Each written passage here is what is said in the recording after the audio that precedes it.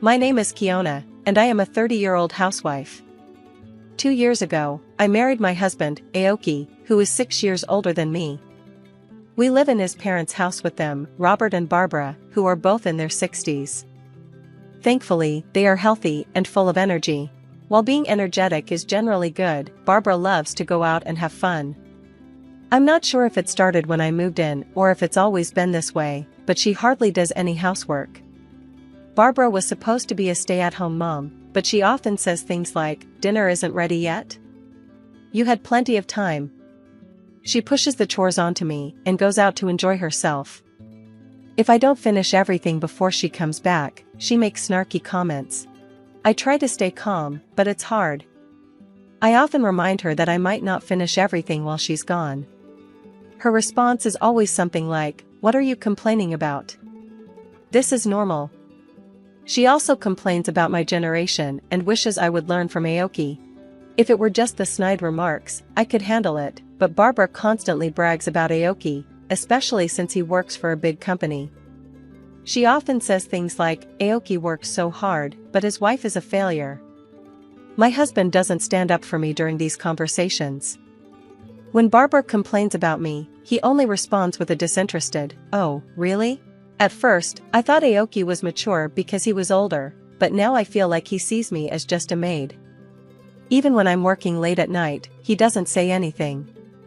Instead, he throws laundry at me, aiming for my face, and says, "Hey, this too." I regret marrying someone like him. He has changed a lot since we got married.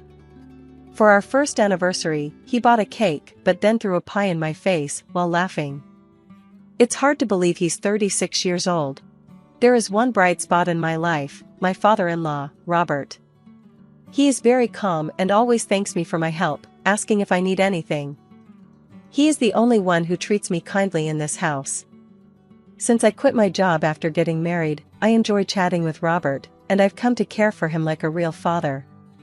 However, he works during the day, so he's rarely home, which means I spend a lot of time alone with Barbara. When I talk to Robert, Barbara doesn't say much, but I can tell she doesn't like it. She started saying things like, "Don't make eyes at your father-in-law just because Aoki ignores you. It's disgusting." Of course, she says this where Robert can't hear. I tried to defend myself, saying, "That's not true at all."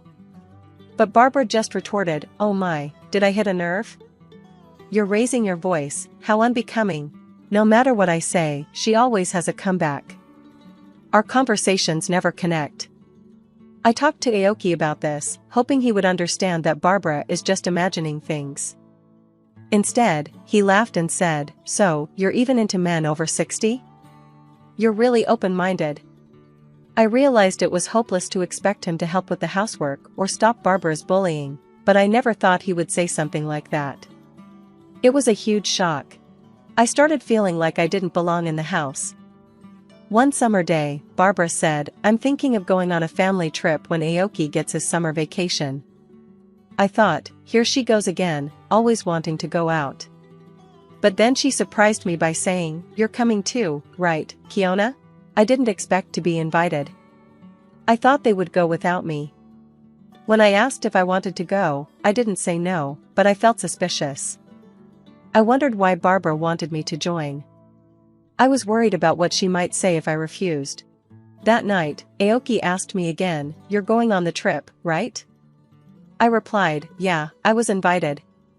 When I said that, Aoki burst out laughing for some reason. I asked, "What's so funny?" He just said, "Nothing really." This made me feel uneasy, and my anxiety grew. On the day of the trip, we set out, with Aoki driving. Robert would join us later because of work, so it was just me, Aoki, and Barbara in the car. Aoki was driving, Barbara was in the passenger seat, and I was in the back seat. I could only see glimpses of their faces, which made me even more anxious. "Keona, you withdrew some money for the trip, right?" Barbara asked. I said, "Yes, a few $100s. Barbara seemed to smirk when she heard this. As we drove, I noticed we had passed the inn where we were supposed to stay. "Didn't we just pass the inn?" I asked. "There's a tourist spot nearby. We'll check in after we see it," Aoki answered, half smiling. It was clear he was hiding something strange. As we drove further from the inn, the area became greener. I sighed quietly, hoping they didn't hear me. Finally, we arrived at a dam. To be honest, it wasn't a big dam, and there weren't many people around. It was far from a tourist spot. "Come on, let's get out of the car," Barbara urged. "Don't leave any belongings in the car. It could be dangerous," my husband warned. I followed their advice. Just as I was about to get out of the car, Barbara and Aoki started acting like they were busy. Barbara said, "Oh, I should take off my jewelry just in case," and Aoki pretended to look for something in his pocket. They weren't getting out of the car. I stepped out and closed the door. Then I heard the sound of the lock clicking. Aoki cracked the driver's and passenger's windows slightly open while laughing. "What are you doing getting out here? Are you planning to stay here tonight?" he asked, laughing uproariously. I was furious with Barbara, but tried to stay calm. "What do you mean?" I asked. "You got out on your own, didn't you?" My husband laughed so hard he was holding his stomach. I realized my wallet and cell phone were still in the car. Everything was going according to Barbara and Aoki's plan. "Well, Keona, enjoy yourself," Barbara said with a smirk. "Eat some grass and sleep outside." Aoki held my wallet, flipping through it, and then closed the window. Their laughter faded as they drove away. "Well, they're a handful, and it's hot," I muttered. It was the height of summer, and I was at risk of dehydration, but I didn't panic at all. An hour later, I arrived at the lobby of the inn where we were supposed to stay. "Why are you here?" my husband asked, shocked. "Are you a ghost? Did something happen at the dam?" Barbara looked like she was about to faint. I considered pretending to be a ghost, but decided against it. "I'm not a ghost, and I'm staying here tonight," I said, showing them the key to my room. I had already left my luggage in the room. My husband couldn't understand the situation and was losing his cool. He thought I had taken the key to their room without permission. "What are you doing? Give it back," he yelled, trying to snatch the key from me roughly. At that moment, a man appeared and grabbed my husband's hand. "Sir, please refrain from causing a disturbance here," the man said. He looked to be about the same age as Robert, but had a sturdy build and was taller, making him seem more reliable than my slightly overweight husband. "Who are you? Are you staff here? Do you think it's okay to treat a guest like this?" Aoki shouted. "I will sue you for assault." Barbara joined in, yelling at the man who had intervened. "I apologize for not introducing myself earlier. I am the owner of this inn," the man said politely. When my husband heard that, he quickly withdrew his hand. I remembered the owner from my college days. I had come to this area on a trip with friends during summer vacation.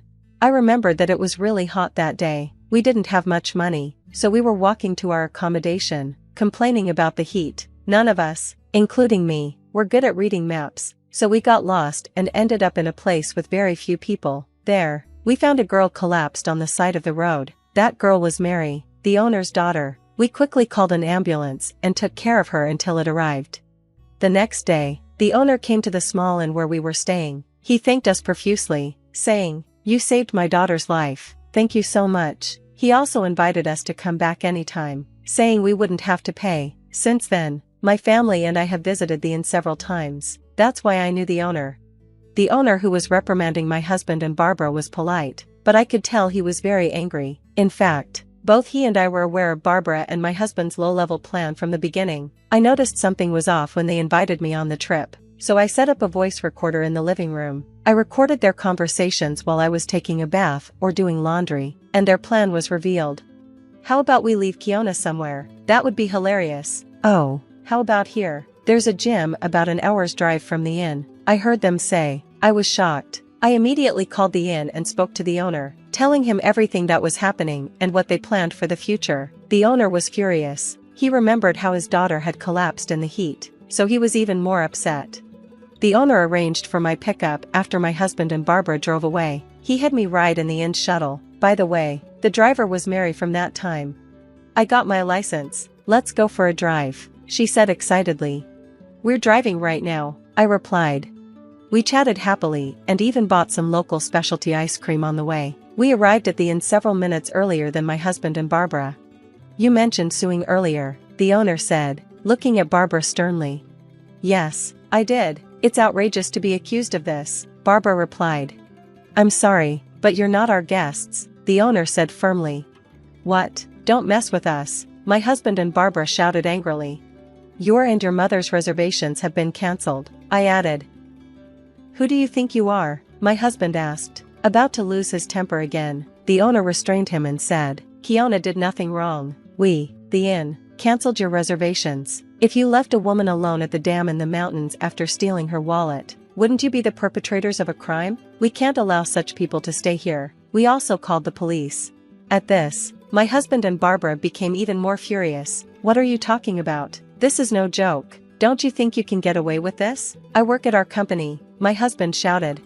Just then, Robert arrived. Hey, what's going on here? He sensed the tense atmosphere and looked around. What's happening? These inn people are weird. Let's stay somewhere else. They're incredibly rude, Barbara and my husband complained. Instead of listening to them, Robert asked me and the owner about the situation. When he heard what had happened, he became furious. You idiots. This was the first time I had seen Robert yell. How embarrassing. I can't believe we're from the same family. You two need to get out of here, now. Where to? My husband asked with a wry smile, but Robert was firm. You're disowned. Get out. No, don't make me say it again. Robert pushed my husband away. Then, the police really did show up, and my husband and Barbara turned pale. The owner and I explained the situation to the officer. I even played back the recorded conversation for them. My husband and Barbara started crying, but Robert quickly said, Quiet down, you're disturbing the inn. The officer asked, What's going on? It's not like that. We didn't think it would be such a big deal. It was just a prank, my husband and Barbara pleaded. But the officer's expression changed. A prank? Are you serious? Don't you think your little pride could cost someone their life, especially your own wife? Barbara and my husband were scolded harshly, but they weren't arrested because it was a family dispute. They both looked very pale. Before they left, the officer warned them, This isn't over. Keona's feelings will determine your future. After that, Robert seemed apologetic the whole time. He kept saying, I'm really sorry. I can't apologize enough for not noticing the unpleasant experiences you've been having and for the terrible ordeal today. He also apologized deeply to the owner of the inn, saying, I'm sorry for causing this trouble, especially since you've always been so kind to us. What Robert didn't know was that the owner ran several other companies and was a client of Robert's workplace. Ironically, my husband had boasted about working for a big company without realizing that he was causing trouble with someone important. I felt a mix of satisfaction and fear. I was glad I could punish my husband and Barbara, but it was scary to think about what could have happened if I hadn't known their plan. I hoped that being scolded by the police would help them realize how serious the situation was. After returning from the inn, I divorced my husband and demanded a large amount of alimony. I wanted them to reflect on their actions and not treat anyone else this way in the future. I also heard that Robert and Barbara got divorced. Robert cut ties with my ex-husband and kicked him out of the house. My ex-husband was advised to resign because of the incident, and it turned out he had already been a problem at work. He had bullied others just as he had bullied me, and the HR department was planning to take action against him. I was disappointed in myself for having been with someone like him. My ex-husband, who lost his job, seemed to be trying hard to find another one, but it wasn't going well. He should have been in a managerial position by his age, but he didn't have the right experience at his previous job, and he struggled to explain why he left. Barbara was kicked out by Robert and turned to her relatives for help. However, they were afraid she would deplete their savings because she loved to travel. I thought she should find a part-time job since she was still in good health. I moved out of my in-laws' house and now live alone nearby. I still keep in touch with Robert, and sometimes I ask him for advice about work. After being a stay-at-home mom, I started a new life. While job hunting, I was approached by the owner of the inn. He asked, Keona, would you like to work at my company? He was concerned about what happened to me and wanted to find a position for me. I was so happy to accept. I told him, Thank you so much for doing all this for me. He replied, No, we should be grateful to you. We can't thank you enough. I feel like we've already repaid the favor from back then. The company he introduced me to is reputable, with good labor conditions. It was a surprise, because it's in the same industry as the big company my ex-husband used to brag about, but this one is 5 times larger. Everyone there is very nice, and I'm having a more fulfilling and enjoyable life than when I was struggling in my marriage. Hello everyone, I'm Jamie, and today I'd like to share an intriguing story about my mother-in-law, Sarah. Currently, Sarah has very little influence in our lives because we made the difficult decision to cut ties with her. Getting to this point of no contact was far from easy. Sarah epitomizes narcissism. While I'm no psychologist, she exhibits all the classic signs of a narcissistic personality. To put it bluntly, Sarah is self-centered and thoroughly unpleasant, always prioritizing her own needs above all else. In stark contrast, my husband Paul embodies everything she is not.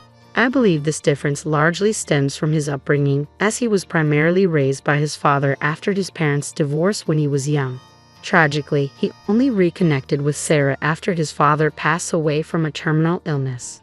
From the stories Paul has shared, it's clear that Sarah is excessively controlling and manipulative. He once confided in me, "Jamie, my mom demands so much from me. She feels entitled to everything I have and expects me to take care of her forever." He recounted how she used to take his entire paycheck when he started working during school. For years, Paul thought this level of control was normal, but I knew it wasn't healthy. "You were essentially enslaved," I told him. "You worked while she lounged around in her apartment. You need to make some serious financial changes." "I know," he replied, his frustration evident. "I've tried talking to her, but she always guilt trips me about abandoning her or leaving her to fend for herself. I even suggested she find a job, but she refuses to listen." Paul struggled with his student loans while financially supporting Sarah, who had stopped working when he was just 17. The same year, he landed his first job. From that point on, he became the family's primary breadwinner, isolated from their extended family and completely under Sarah's strict control.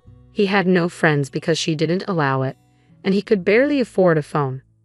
When Paul went to college, he was introduced to a whole new world, despite Sarah's attempts to keep him from attending. It was there, away from her overwhelming influence and among diverse people, that he finally recognized how abnormal his upbringing had been. 3 years into our relationship, I felt compelled to confront him about it. "Paul, your mother has been emotionally abusive towards you. She's manipulated you for years and squandered the inheritance your father left you. Why do you continue to support her?" "What can I do, Jamie?" he replied, his voice heavy with resignation. "She's still my mom. After years of hearing that she deserves my money, it's hard to break free. I can't cut her off entirely. She's the only family I have left apart from you." "I understand that," I said gently, "but you need to reconsider your situation. You're drowning in debt. How much longer can you keep this up?" Paul didn't have an answer. He realized that continuing to support Sarah meant he'd never escape his financial burdens, which made me question our future together. I was acutely aware that Sarah could become a significant obstacle, potentially trying to stake a claim on everything we owned. She already resented our relationship, saying things like, "Don't think you can take my son and his money. I'm his mother and the only one who deserves his things. You're just a gold digger trying to steal him away." "You need to stop relying on Paul," I retorted. "He's an adult, and so are you. You're perfectly capable of taking care of yourself." "Shut up, girl. Don't tell me how to live my life. I won't lose my lifestyle to someone like you. Paul will always be under my control, and I'll make sure of it," she snapped back, her words piercing but failing to intimidate me. Unlike Paul, I had a strong backbone and a knack for subtle revenge, which empowered me to handle Sarah without letting her harm us too deeply, even if I often endured her insults. As time went on, I found Sarah increasingly bearable. Both Paul and I completed college. I began working at a studio while Paul secured a fantastic position as a graphic designer. Despite his challenging upbringing, he was a dedicated student who achieved significant success. However, Sarah continued to exploit his finances without remorse. When Paul and I got engaged, Sarah was furious. She accused him of marrying a gold digger and expressed her worries about her own welfare. "How can you even think of getting married now? You still need to take care of me. This would be a terrible financial decision." "Mom, I'm already taking care of you, and getting married won't change that." Paul reassured her, but Sarah remained unconvinced. "But your wife will take all your money. You'll have nothing left for me. She doesn't earn much, and her mother is no help either. They'll just become a burden to you." "Excuse me, but my mom and I can manage perfectly well on our own." "We don't need to rely on your son," I interjected calmly, though her accusations stung. I held back the urge to tell her that she was the real financial burden. I knew that would only spark a pointless argument. I preferred to maintain the peace. Sarah saw my silence as an opportunity to further insult me and my family. My family, valuing respect and dignity, chose not to retaliate against her barbs, opting not to stoop to the level of arguing with a narcissist. Despite Sarah's attempts to sabotage our wedding plans, Paul managed the situation well. Although it frustrated him, he couldn't bring himself to completely sever ties with her. After our wedding, we settled into our new home. The specifics of how we acquired the house aren't relevant right now, but when Sarah found out, she was livid. She called me seething. "So, you've already started messing with my son's money? Buying expensive houses without even discussing it with me?" "I have no idea what you're talking about, Sarah. Besides, how Paul and I manage our finances is none of your business," I replied, standing firm. I cut the conversation short, replying firmly. Sarah's resentment was palpable. "You think you can live in a big house while I'm stuck in this small rented apartment? Mark my words, Jamie, you won't enjoy my son's house alone." At the time, I brushed off her threats. She had a knack for making dramatic statements, and I had learned to ignore her, refusing to give her the reaction she craved. That was until one day when something alarming happened. While I was at work, my mom called, sounding puzzled and concerned. "Jamie, why is your stuff at my house? Did something happen with Paul?" "What are you talking about, Mom? Nothing is wrong between us." "How do you know it's my stuff?" "The moving guys told me your name," she explained. This unexpected turn of events hinted at Sarah's deeper meddling, a dark reminder that my strategy of ignoring her might no longer suffice. "Jamie, your boxes arrived here with your name and address on them. I've opened a few, and they're filled with your clothes. What's going on? Did the movers say who sent them?" My heart sank with a dreadful suspicion.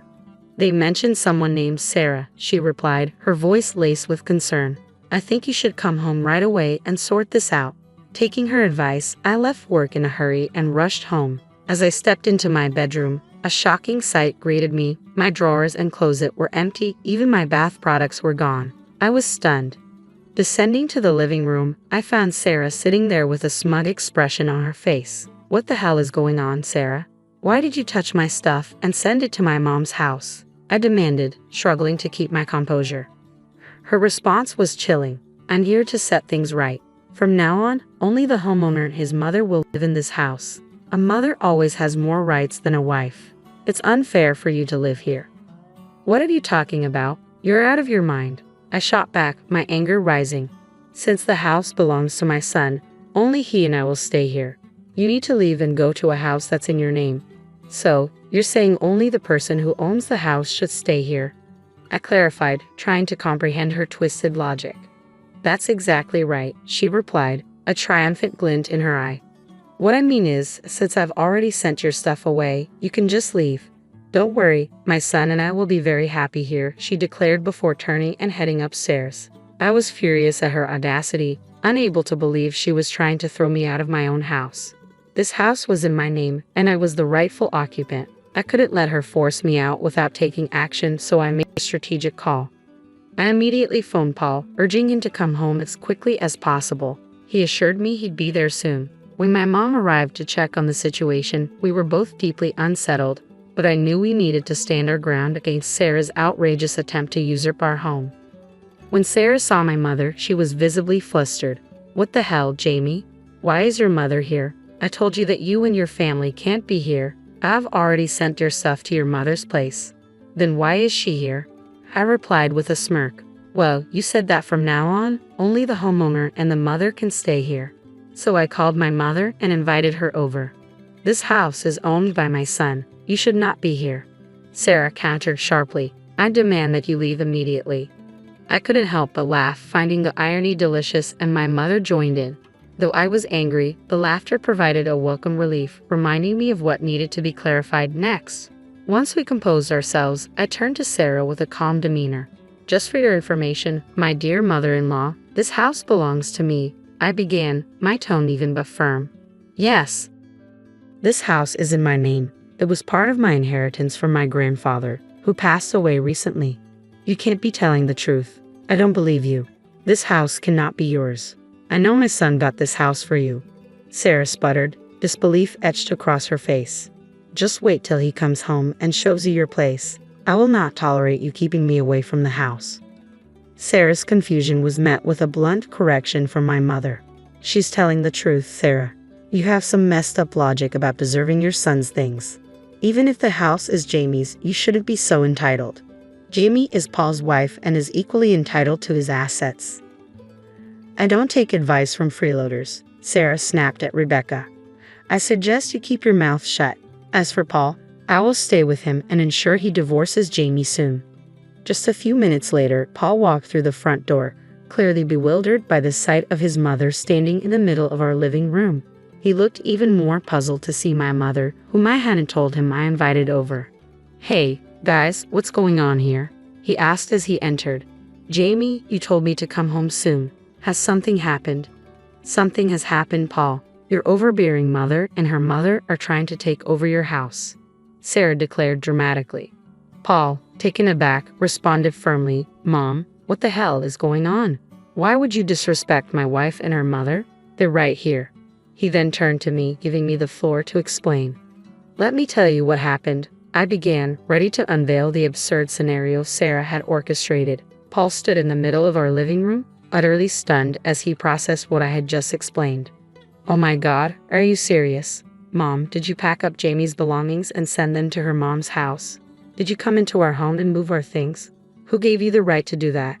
I'm just trying to help you, Sarah protested, feigning innocence. You need to reconsider your marriage. I've been telling you not to tolerate her freeloading behavior. Trust me, I can find you a better wife.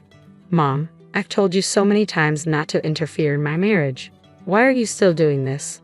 Paul's voice was firm, his frustration clear. I'm standing up for you. Your wife will drain your finances if you don't end this.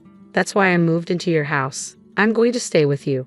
You need to stop saying it's his house. I interjected firmly. Sarah, I've already told you this house is mine. If any mother is staying here, it will be mine. Paul looked exasperated as Sarah continued her tirade. Look at what your witch of a wife is saying. I told you she's a gold digger.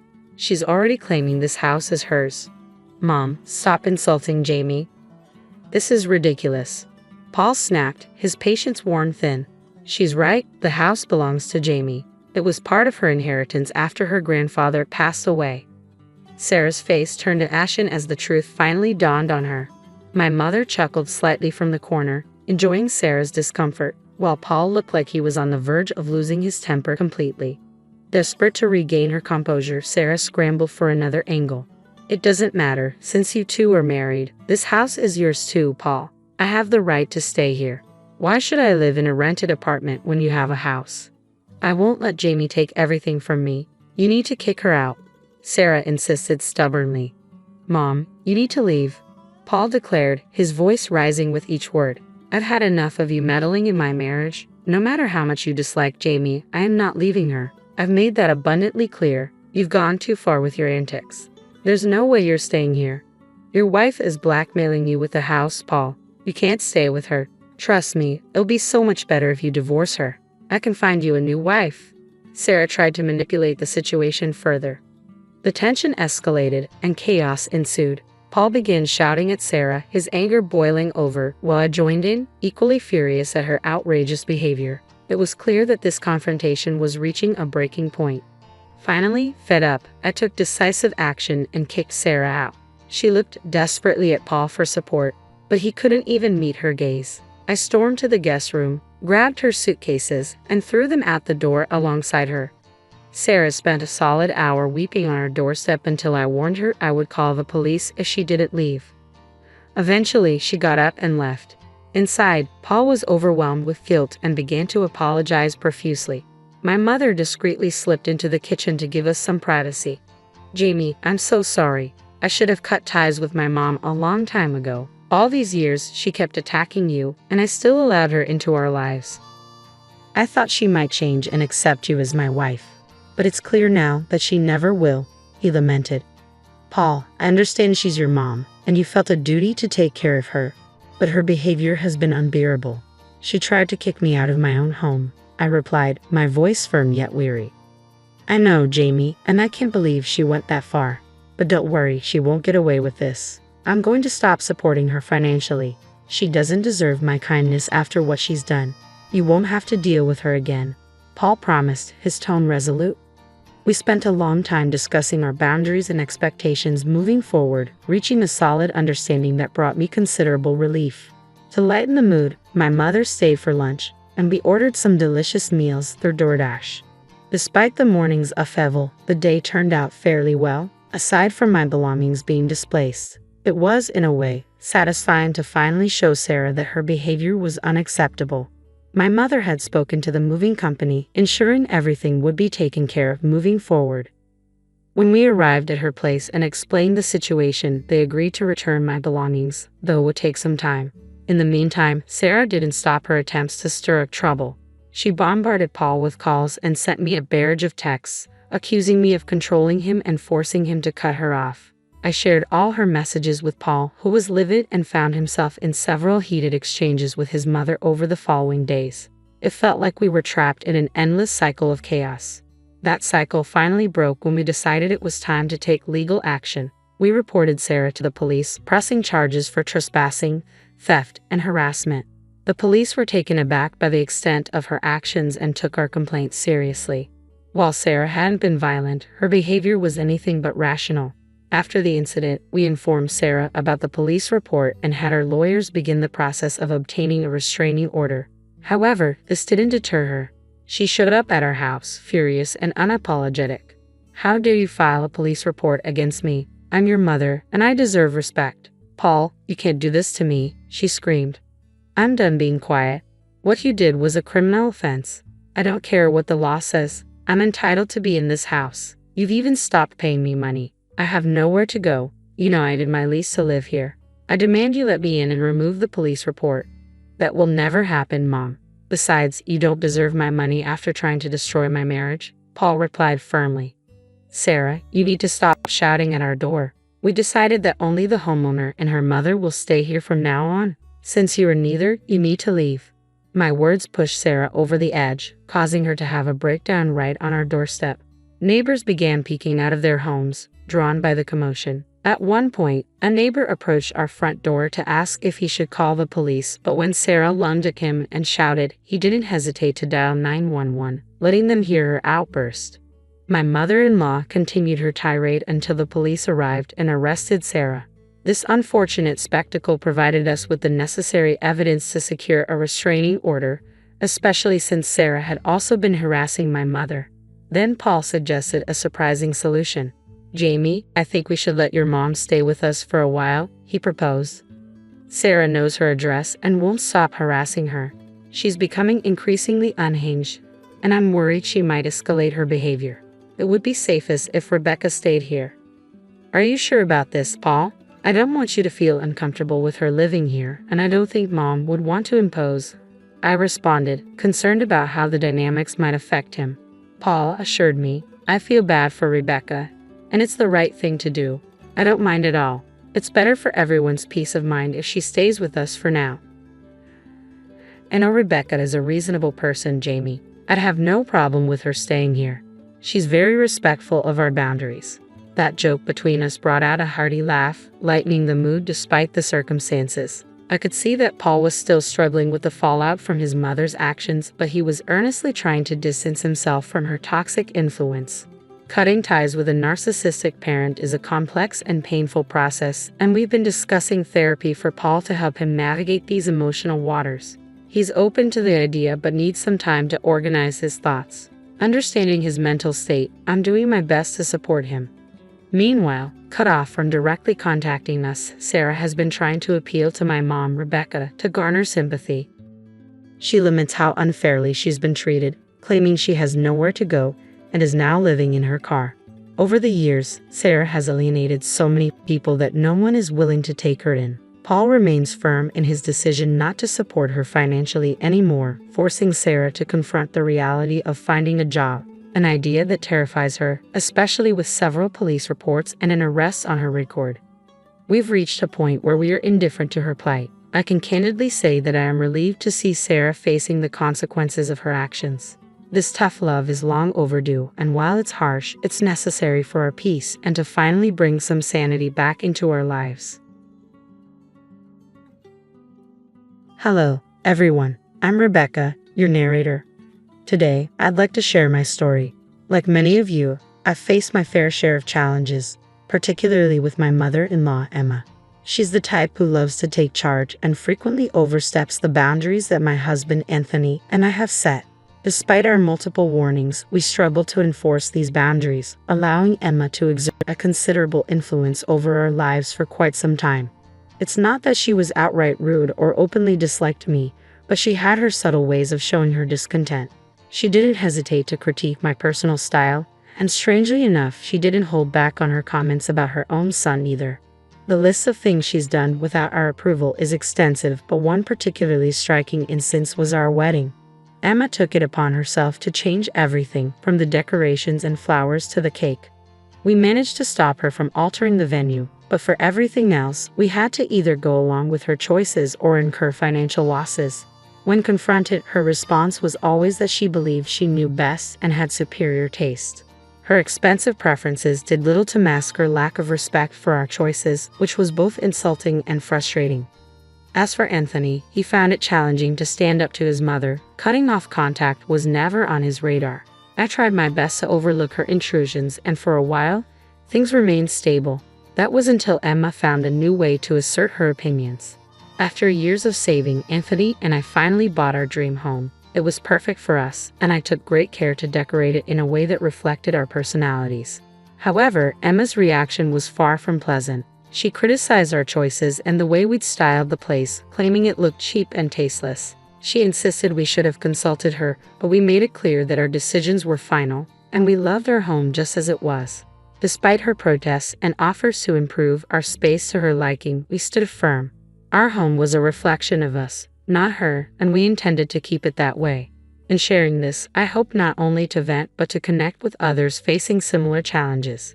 It's a reminder that while we can't control how others behave, we can choose how we respond and what we hold dear.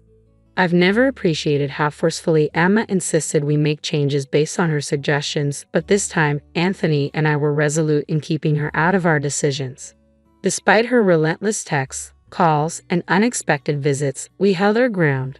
But Emma wasn't one to back down easily. She devised a more cunning approach to disrupt our peace. To celebrate finally purchasing our home after years of saving, Anthony and I decided to treat ourselves to a short vacation out of state. It had been ages since we'd been able to get away, and with a bit of extra money, it felt like the perfect opportunity. Our home was supposed to be empty during our trip, but a kind gentleman from our neighborhood in his 70s offered to keep an eye on it. He promised to notify us if anything seemed out of the ordinary, though we weren't expecting any trouble. Imagine our surprise when he called to inform us that he saw 4 women entering our house. Alarmed, we pressed for details, and one woman's description unmistakably matched Emma's. Confused and irritated, Anthony and I needed to understand what was happening. I called Emma directly to confront her. "Emma, what are you doing at our house? Our neighbor saw you and some people entering." She replied nonchalantly, "Oh, I'll be staying here for 2 weeks with my friends, just 4 of them. But don't worry, no wild parties or anything. We thought it would be nice to spend some quality time together. Plus, your house could use some looking after. Think of it as us house sitting for you. But we're not even home. Why would you bring your friends over without us there?" I asked, bewildered. "Don't fret, I'll entertain them. And with the recent break-ins around your neighborhood, consider this us keeping your place secure. It's better this way, especially with all the valuables you and Anthony have. We wouldn't want anything to go missing now, would we?" Emma reasoned. While her justification had some merit, her approach was entirely uninvited and invasive. It was yet another instance of her crossing boundaries, disguised as concern for our new home. Her tone during our conversation left me feeling uneasy and suspicious. The casual way she mentioned house sitting felt too convenient, almost as if she had orchestrated this visit well in advance. The fact that she arrived with friends unannounced, knowing we weren't home, raised several red flags for me. It appeared she had used her key to enter our house, and I shuddered to think what could have happened if our neighbor hadn't noticed and informed us right away. I was grateful for his vigilance, but I couldn't shake the feeling that my gratitude might be premature, as something unsettling loomed in my thoughts. I shared my concerns with Anthony, expressing how uncomfortable it made me that Emma was bringing strangers into our home. It just didn't sit right, and I struggled to understand her motives. Anthony seemed to take it in stride, believing it was fortunate that someone was looking after our home, which might deter burglaries. But my worries extended beyond the threat of theft. Emma's history of overstepping boundaries was well documented in our experiences with her, and this felt like another glaring example. He tried to reassure me, suggesting we address the issue with Emma once we returned home. He acknowledged that his reluctance to confront his mother had to change, especially given her recent actions. I understood his difficulty, knowing that Emma had raised him alone, but something had to give. I still felt anxious, not entirely reassured by Anthony's resolve. The following day, our neighbor's call only heightened my unease. He asked if we were still on vacation, and I explained Emma and her friends were at our house, supposedly to keep it safe. His next words sent a chill down my spine. He reported hearing a lot of noise coming from our home, not the usual sounds of someone living there, but more akin to renovation work. This unexpected news left Anthony and me speechless, grappling with the implications of Emma's actions in our absence. The situation was becoming increasingly alarming, challenging our initial perceptions and forcing us to confront the unsettling reality awaiting us upon our return. The revelation from our neighbor made everything fall into place. Emma, my mother-in-law, had often expressed her disdain for my decorating skills, deeming them tasteless while insisting she knew better. Her sudden silence regarding our decor after learning about our short getaway now felt ominously significant. Anthony speculated about the nature of the noises, wondering if there might have been a misunderstanding. However, the neighbor's observations of delivery trucks bringing in interior decoration items and the sight of Emma and her friends actively participating in the changes left no room for doubt.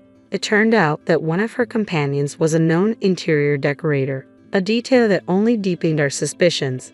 The thought of Emma taking it upon herself to overhaul our home's interior without our consent was heart-wrenching. Both Anthony and I were in a state of disbelief and panic, grappling with the reality of her unwelcome intrusions. We expressed our gratitude to the neighbor for his vigilance and clarified that Emma's actions were unauthorized, underscoring the gravity of the situation. Overwhelmed by frustration and the urgent need to intervene, we knew we had to take action. I declared our vacation officially over. I couldn't enjoy another moment under the weight of this betrayal. Anthony shared my distress, apologizing for his mother's unrestrained actions and baffled by her choice to involve friends in this unwarranted project. Faced with no other option to halt Emma's endeavors before more damage was done, I contemplated involving the authorities. However, the thought of calling the police on Emma felt distressing for Anthony. Ultimately, the urgency of the situation outweighed our reservations. With Anthony's reluctant consent, I contacted the police to request a welfare check, citing the ongoing disturbances reported by our neighbor. Although this decisive action felt drastic, it seemed to be the only viable way to protect our home from further unauthorized alterations. When I called the police, I refrained from disclosing my suspicions but mentioned that my mother-in-law and her friends were staying at our house. Given the recent spike in burglaries, the police took my concerns seriously and conducted a welfare check. The feedback from the officers was nothing short of shocking. They reported that our home was in chaos, with ongoing demolition causing dust and damage everywhere. My carefully selected decorations were either mishandled or missing, a clear testament to their disregard for our belongings. Upon returning home, the reality was as bad as the police had described, if not worse. The images they shared revealed the extent of the havoc wreaked during our absence. Overwhelmed by the scene, I experienced an intense emotional breakdown, feeling inconsolable. Anthony, though deeply injured, managed to maintain his composure enough to engage directly with the police. He made it clear that his mother had massively overstepped by undertaking renovations without our permission, resulting in significant damage. The officers on site sympathized with our plight, acknowledging the financial and emotional toll of her unauthorized alterations. Faced with the choice of pressing charges for property destruction, Anthony and I agreed we wanted to hold Emma accountable for her actions. The police were supportive, offering to initiate the legal process on our behalf and promising to provide further documentation of the damage. In the meantime, we arranged for my sister to watch over the house until we could return. Anthony took charge, determined to ensure his mother faced consequences for her recklessness, while I unleashed every curse I could muster in my state of distress. I struggled to find the right words to express my feelings about Emma, but Anthony handled the situation with a level of calm and decisiveness that felt nothing short of heroic. He promptly arranged our return flights, determined to tackle the aftermath of Emma's intrusion as quickly as possible. Our immediate focus shifted to rectifying the chaos she had caused and beginning the arduous process of rebuilding what had been carelessly destroyed. Upon our arrival back in our hometown, we wasted no time and headed straight to the police station to take formal action against Emma's unauthorized renovations. We presented the officers with photographs showcasing our home's original state alongside the devastation she had inflicted. The officers were visibly appalled by the extent of the damage and suggested we pursue legal action for the havoc she had wreaked. My frustration and anger reached a boiling point as I became resolute in ensuring Emma learned a harsh lesson for her actions. Our decision to confront her at the police station where she was being held stemmed from a desire to face her directly and make her understand the gravity of her behavior. When we finally saw Emma, she responded with a feigned innocence and confusion, questioning why she had been incarcerated as if she were unaware of the chaos she had caused. Her lack of remorse, coupled with her insistence that she was merely helping us by imposing her tastes on our home, was infuriating. Anthony, equally incensed, challenged her delusion head-on, confronting her audacity and utter disregard for our wishes and property. Emma's defense dripped with entitlement as she asserted that her intentions were to enhance our home, completely oblivious to the personal and financial turmoil she had created. She even had the audacity to critique my taste, proposing to fix everything if released, unaware of the severity of her actions. However, our resolve was unyielding. We informed her that she would never be allowed near our home again, and that we were pressing charges for property destruction. It was in that moment that the reality of facing legal consequences seemed to dawn on Emma. Panic set in as she turned to Anthony, tearfully trying to portray me as the villain for insisting on accountability and pleading for his intervention. Her desperate plea, however, fell on deaf ears. United in our decision, we were determined to see the legal process through, ensuring that Emma faced the repercussions for her unwarranted intrusion and alterations to our home. Watching her grasp the reality of her situation marked a pivotal moment in our stand against her overbearing and invasive behavior. Anthony unequivocally supported my stance, and as he spoke, I could see Emma's astonishment. "Mom, Rebecca's right," he asserted. "By transforming our home according to your preferences, you've disregarded our boundaries. It's time to face the consequences." After everything that had transpired, this was the final straw. Anthony firmly stated the breach of trust and respect that had occurred. Despite Emma's protests and her attempts to sway him with emotional appeals, he remained resolute. He emphasized the necessity of compensation for the extensive damage she had caused, highlighting the serious financial implications she now faced. When confronted with the reality of her actions and their consequences, Emma broke down. She hadn't anticipated the lawsuit or the significant dent it would make in her savings. Her tears and pleas for mercy were a stark contrast to her previous sense of entitlement. However, her claims of financial hardship did little to sway her decision. "You should have considered the consequences before taking such drastic actions," we countered. Her appeals for leniency, cloaked in claims of good intentions, were dismissed. Anthony and I recognized them for what they were: manipulation tactics. Our resolve remained firm, and despite Emma's tearful apologies and last-minute remorse, the damage to our home and our trust was irreparable. Leaving her at the police station, we returned home, ready to rebuild from the turmoil she had caused. Emma's release on bail and her subsequent uninvited appearance at our home only reinforced our decision. Once again, Anthony firmly delineated our boundaries, insisting on no further contact. Emma's desperate attempts to regain favor only confirmed the necessity of our actions in setting these boundaries and holding her accountable. Determined to protect our home, our peace, and our future from further disruption, we chose to remain in our damaged yet still habitable house. We awaited restitution through legal proceedings, and ultimately, the court ruled in our favor, mandating Emma to compensate us significantly. She narrowly escaped incarceration but was also ordered to cover our legal expenses. The judge expressed his disdain for her actions, reducing Emma to tears once more. However, any sympathy we had felt for her had long since evaporated. She was merely facing the consequences of her choices. Emma's social circle, including the friends she had involved in her scheme, quickly distanced themselves from her, unwilling to be associated with her follies. Following the court's decision, Emma approached us tearfully, appealing for forgiveness and lamenting her financial hardships, which had worsened due to the cessation of the financial support Anthony had provided. For years he had generously given her an allowance, but he decided to halt it in light of her destructive behavior and the legal troubles that followed. Despite her desperate pleas highlighting her dire financial situation, we remained unmoved. Anthony stood firm in his resolve, stressing the importance of facing the repercussions of one's actions. Emma suggested moving into our guest room as a means to reconcile and perhaps regain financial stability, but we unequivocally refused. Anthony made it clear that she was no longer welcome in our home or our lives, signaling a period of no contact to allow us to heal and reassess her place in our lives, if there was any place left for her. Emma's reaction to Anthony's stance was one of disbelief and desperation, culminating in an emotional scene on our doorstep. However, having witnessed her manipulative tactics firsthand, we were resolute in our decision to sever ties. In the months that followed, we experienced newfound peace.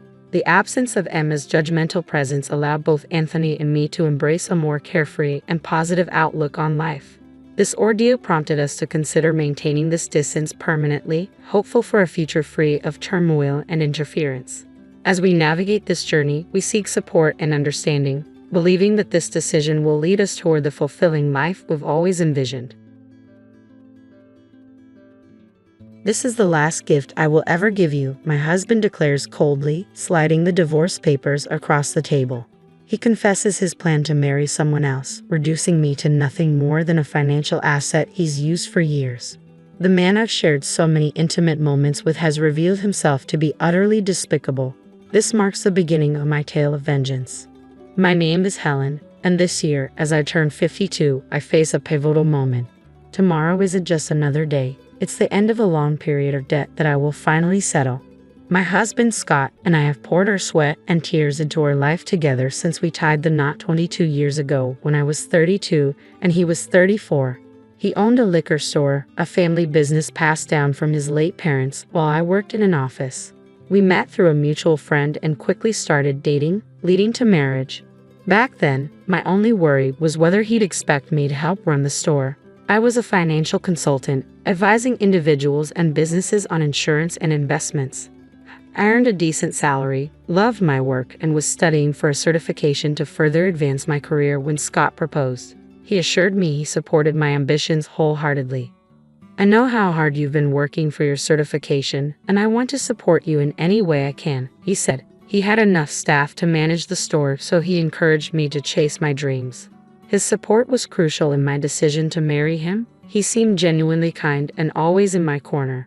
We entered our marriage with a clear understanding. He would manage his business, and I would focus on my career. Our future seemed bright. However, about a year into our marriage, things began to shift. One afternoon, while I was enjoying a rare day off, I decided to vacuum under the bed. The vacuum snagged on something, a pile of papers. We had only moved in less than 8 months ago, so the mess surprised me. I curiously picked up a crumpled sheet and smoothed it out. The bold header instantly caught my attention. Reminder of payment. Below that, an outstanding debt of $320,000 in Scott's name stared back at me. It wasn't $3,000 or even $30,000. It was a staggering, life-altering amount. My heart pounded as I tried to comprehend why he'd hidden this from me. As soon as Scott returned home, I confronted him. "What is this debt? What's going on?" He didn't hesitate. "It's not what you think. This debt was left by my parents," he explained, his voice calm. It wasn't personal debt, but one tied to his liquor store, inherited alongside the business. The debt was secured against both the store's land and the house we lived in. Scott had no intention of renouncing the inheritance, no matter the risk. While it wasn't his fault, the debt was real and couldn't be ignored. "This is a payment reminder," I said, pointing at the paper. "Aren't you supposed to be making monthly payments?" "I do," he replied, though there was a hint of strain in his voice. "But sales can be inconsistent, especially during slower months." That was the moment I realized our marriage and everything we built was on shaky ground, and that this secret debt would soon unravel everything. "I can't cover the payments right now. I have to prioritize paying my staff, so I've asked the creditors to wait." Scott's explanation seemed reasonable at first, but the bold final notice on the reminder was hard to ignore. "I didn't tell you because I didn't want you to worry," he quickly added. "Don't stress about it. The business is doing well overall. Look, we haven't been evicted or anything, right?"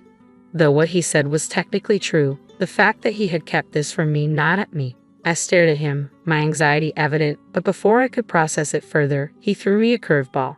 If you're so worried, why don't you help pay it off? You're earning quite a bit, aren't you? His suggestion sent a wave of unease through me. The store wasn't mine, and yet, in a marriage, aren't partners supposed to support each other? My debt is your debt too, he added abruptly. If my store went under, it would affect a lot of people. It's become crucial to the community. I couldn't deny that. His store was a cornerstone of the neighborhood, nestled in the suburbs where other shops and supermarkets were few and far between. He didn't just sell liquor, he offered fresh goods like meat and fish and even provided a home delivery service. I'd been to the store many times and I had seen firsthand how much the customers appreciated its presence. It wasn't just a business, it was a lifeline for many. Please, I need your help with the debt, he pleaded, his eyes sincere.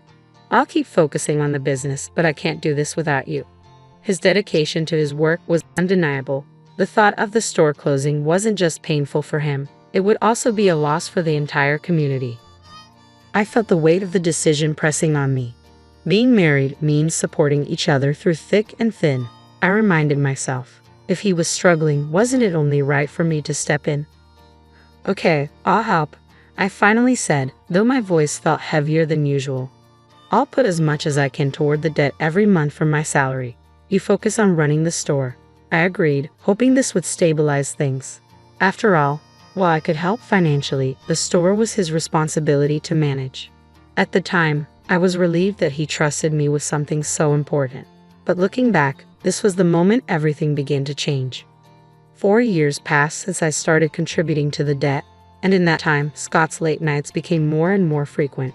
He would stumble in at all hours, reeking of alcohol. What kept you out so late? You smell like a bar, I'd ask, trying to mask my growing concern. Just had a few drinks with some customers, he'd respond casually, brushing it off. But with each late night, my worry deepened. Something was shifting, and I feared what might come next. When I asked, "Did you make this month's payment?" his response didn't come as easily as it should have. His tone was laced with condescension.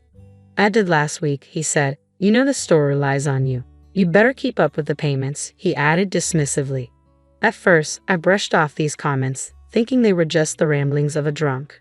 But as his demands became more frequent, they started to grate on me. It became clear that Scott genuinely believed it was entirely normal for me to shoulder his financial burdens. By the way, Benjamin just had his third kid, he mentioned offhandedly one day. Benjamin, his old high school friend, was also a business owner whose wife worked alongside him in their store. His comment made me reflect on our situation, and I finally voiced the question that had been lingering in my mind. "I've been meaning to talk to you," I said, trying to gather my courage. "Don't you think it's time for us to start a family?" Scott's reaction was cold and dismissive. "A baby? My business is just beginning to pick up, and we're still in debt. How can we even think of that responsibility now?" His firm stance stunned me. "But Benjamin has 3 children," I countered, trying to keep my frustration in check. "Surely we can manage one?" "His situation is different," Scott retorted sharply. "His parents are still around to help, and his wife is actively involved in the business. We're not in the same position." His words crushed my hopes. "So, until all your debts are cleared, we can't even consider having a baby?" I asked, seeking some form of clarity. "That's how it's going to be," he said bluntly. "If you make enough money and pay off the debts quickly, then I'll think about it." His smirk made my stomach churn, but it also fueled a determination in me. I was naively committed, driven by the desire to start a family, even if his demands were irrational. I threw myself into work with renewed dedication, pursuing additional qualifications, taking on promotional exams, and securing salary increases, all in the hopes of resolving the debt faster and finally starting the life I had envisioned. I had started to earn significantly more than most women my age, even making advanced payments on Scott's debts. My efforts were relentless, fueled by a mixture of hope and desperation. The debt hung over us like a constant shadow, and before I knew it, I was 40. The dream of having children had slowly slipped away. Despite this, I comforted myself with the thought that I still had my husband, Scott. He needed me, and I believed in our life together. That belief kept me content. As the years passed, Scott began coming home later and later. Sometimes he wouldn't return until the next morning, always with the excuse that he had been with a customer and lost track of time. He was working hard to keep the store afloat, or so he said. Seeing his supposed dedication, I felt compelled to continue supporting him. We were in this together, I thought, sailing toward a better future. The years rolled on, and finally, the day approached when I would make the last payment on the debt. All the sacrifices, all the luxuries I had foregone. Soon, I wouldn't have to hold back anymore. I could finally enjoy the money I worked so hard for. Reflecting on our marriage, I realized how much of our life had revolved around finances. We had never taken a real vacation or even enjoyed a nice dinner out. Now in our 50s, I hoped we could start enjoying those things. On the day the final payment was due, I took the day off work to prepare a special celebration. I cooked an elaborate dinner, complete with a bottle of wine and Scott's favorite chocolate cake. I set the table beautifully, eager to celebrate our newfound financial freedom together. As I stood back, admiring the set, I thought about how quickly the last 22 years had flown by. It feels like it's been a long time, but the last 22 years have gone by so fast, haven't they, honey? I remarked as Scott walked in. His head was bowed, and his shoulders were trembling. Was he crying from happiness? Or was there another reason behind his emotion? To my utter shock, he erupted into a laughter I had never heard before, cold, mocking, almost sinister. What the hell is going on? Are you okay? I asked, bewildered and alarmed. With an air of audacity, Scott looked me in the eye and made a shocking declaration. You are dismissed now. I'm grateful to you for the past 22 years. Thanks to you paying off all my debt, I'm a free man. Great job. I don't need you anymore. His words left me stunned. What are you talking about? I managed to say, genuinely confused. He pulled a document from his bag and slid it across the table. This is my last present to you, he said smugly. The bold letters of a divorce petition seared into my vision. Proudly, he continued, I decided to marry someone else, so you're no longer of any use to me. Thanks for being my cash dispenser until now.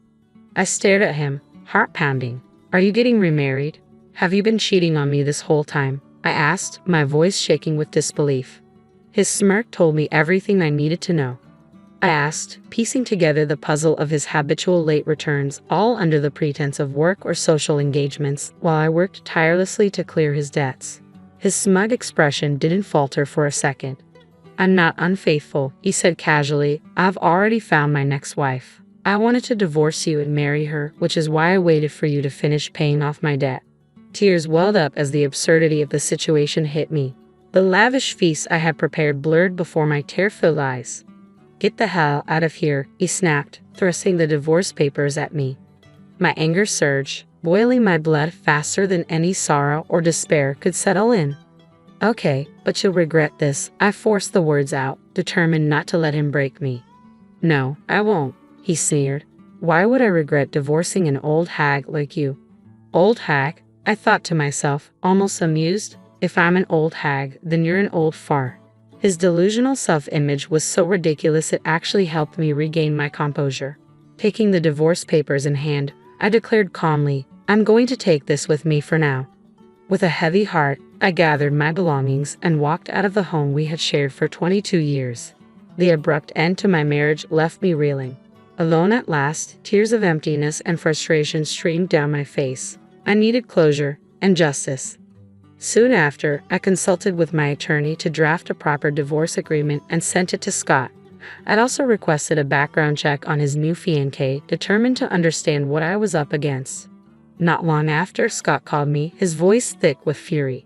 Hey, Helen, what the hell is this document? He barked. I could almost imagine his face turning a deep shade of red on the other end. It's a divorce agreement. What about it? I replied, keeping my tone calm and even. I know what it is, he spat, but what's this about a loan agreement? Why do I have to pay you back? His voice was filled with disbelief and anger, confused by the financial claims I had laid out. This isn't just about a loan. It's about the money I paid on your behalf during our marriage, I explained. He struggled to grasp the situation, protesting, You chose to make those payments out of your own goodwill? This is ridiculous. Why are you bringing all this up now? Because, I said, my voice steady, our circumstances have changed, and you'll face the consequences. I did it as your wife, I responded firmly, but if we're getting divorced, that changes things. It's only fair you repay me." The reality of the situation seemed to hit him then. He hadn't considered the financial implications when he asked for the divorce. Armed with my years of experience working in insurance and investments and my connections with top-tier attorneys, I was prepared. The amount he owed me, including interest, was over $360,000. I was adamant about getting exactly that amount back. When he saw the name of a well-known local attorney on the document, he finally grasped the seriousness of the situation. "You know I don't have that kind of money," he protested weakly. "Sell the store to fund it then. If that's what it takes, so be it," I suggested. His response turned desperate. "If I do that, I won't have anything left." "You're only 54, I pointed out. "You can still find a job. It's time you figured it out, just like I have." My resolve was clear. I was determined to start my next chapter on my own terms, free from his debt and deceit. The conversation was going nowhere, and I was ready to end the call, but curiosity got the better of me. "So, how's it going with your new bride-to-be?" I asked casually. "None of your business," he snapped back. I couldn't help but burst into laughter. His tone said it all. It sounded like things weren't going as planned. "Good luck," I said, amusement still in my voice as I prepared to hang up. "Wait a minute," he interrupted urgently. "I've decided not to marry her. We can start over," he pleaded. I couldn't believe what I was hearing. "Start over? Don't kid yourself. I don't want you," I yelled, finally losing my patience. I hung up, my head spinning with disbelief. Had I looked as ridiculous as him during our 22 years together? I had respected him once, watching him work tirelessly for his store and customers. But now, it was clear he was just a fool. The story of his remarriage had started innocently enough. He had flirted with a part-time university student named Elizabeth, saying, "You're so cute, Elizabeth. Will you be my wife?" She played along, jokingly responding, "Well, I'd think about it if you made me a full-time housewife." But he took her seriously. The idea of marrying a man over 40 years her senior was nothing but a joke to her, until he began pressing her persistently. It got serious enough that her parents intervened and obtained a restraining order against him. Reading the private investigator's report, I laughed so hard I started hyperventilating. All those nights he'd come home late, spinning stories of working late at the store. It had all been a lie, and the truth was utterly absurd.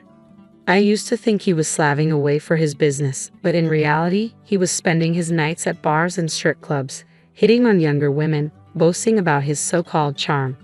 "I'm surprisingly popular with young girls," he'd say, grinning smugly. "I'm a salesman, so I have this approachable aura. I get along with everyone." The report revealed the sad truth. His delusions were laughable. He'd tell the girls, "People often say I look young. Don't you think so?"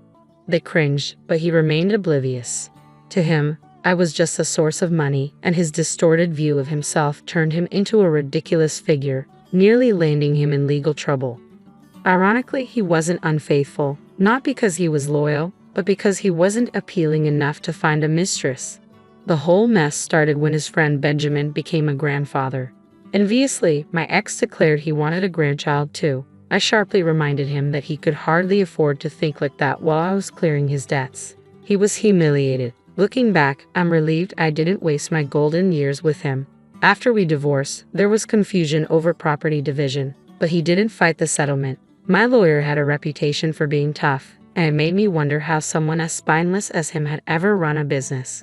In the end, he had to sell his shop to pay me off. Just before the sale, all his employees quit, and his customers were outraged that he was selling the family business to settle a divorce. It sent shockwaves through our community, but many felt he got what he deserved. The whole ordeal became a local spectacle, almost comedic in its absurdity. Even if he hadn't sold the shop, the negative publicity would have run him out of business eventually. Selling before hitting rock bottom was probably the only smart decision he made. Still, the sale didn't cover everything, so he's stuck working part-time to pay me back. Occasionally, he still sends me messages, admitting fault and begging for a reunion. Even after blocking him, he tries for new numbers.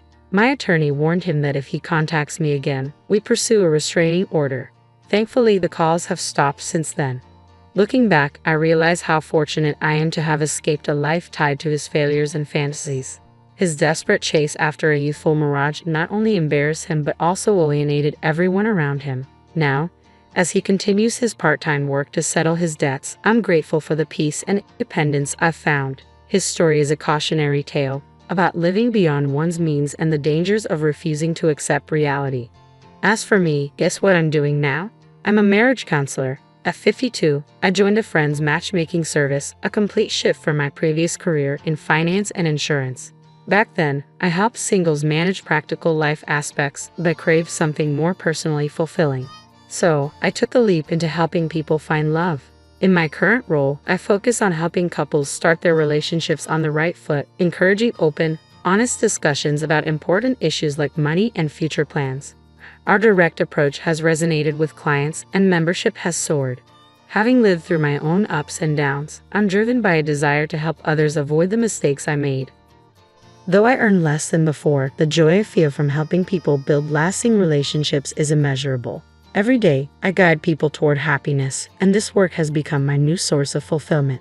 After separating from my ex, I discovered my own happiness, and now I'm helping others find theirs. Each day brings a new opportunity to make a positive impact, and this role has given my life a deep sense of purpose. I was recently taken aback to discover that a significant fire had occurred at Ever Trust Company, where my husband Richard works. It felt as though I had been hit over the head with a heavy weight, my heart racing with concern. I quickly dialed Richard's number, fervently hoping he was unharmed. When the phone rang and his voice finally came through, a wave of relief washed over me. "Where are you? Are you safe?" I asked, my voice rising in volume from anxiety and relief. To my surprise, Richard responded with irritation, his tone sharp. "What's the matter with you? You're so loud. I'm at work. Don't call me while I'm working." He abruptly hung up, leaving me confused and unsettled. While he didn't appear to be directly involved in the fire, his dismissive reaction was troubling. "My name is Sarah, and I'm 35 years old. Nursing is a significant part of my life. I married Richard 4 years ago, just as I was nearing the end of my 20s. We met through a mutual friend and quickly connected, leading to what I thought was a blissful marriage. We've been living in company housing provided by his employer. Despite not having children yet, I remain hopeful about building a happy family with Richard. He can be self-centered at times, but he's generally a kind and loving man who makes me feel secure. Recently, however, he seems overly preoccupied with work, often bringing tasks home even on his days off, which leaves him visibly exhausted. Richard's detachment has seeped into our evenings. After dinner, he often slumps on the sofa, ostensibly watching TV, but he's mostly fixated on his phone, using the television as mere background noise. Whenever I try to engage him in conversation, his responses are brief, typically just a "yeah" or an "oh," which makes me question whether I've done something to upset him. This recent shift in his behavior is puzzling and concerning. Choosing to believe that Richard is simply overwhelmed by his demanding job, I decided to help ease his burden. I committed to making sure he had a warm lunch and a hearty dinner waiting for him every day, preparing nutritious meals to support him through his long days. Just as I was settling into this routine, an unexpected change threw everything into disarray. A colleague called the day before, asking if I could swap my night shift for a day shift. This sudden change meant I would be home in the evening, and I planned to inform Richard about it amid the chaos of my new schedule. I managed to email Richard about the shift change on the day itself, letting him know not to worry about dinner since I would prepare it once I got home. Strangely, I didn't receive a response. I figured he was swamped with work, so I focused on my duties. Even after my shift ended, there was still no word from him. This was unusual. Richard typically replied promptly to my messages during his breaks, often using emojis to keep the tone light. But this time, he had only read my message and didn't respond. I began to wonder if he was buried under work or if this silence signaled something more concerning. A shift that can sometimes happen after years of marriage. Feeling a bit down, I stopped at the supermarket on my way home. Despite the cold weather, I was determined to make a warm one-pot meal for us. I picked up all the necessary ingredients, ready to start cooking as soon as Richard walked through the door.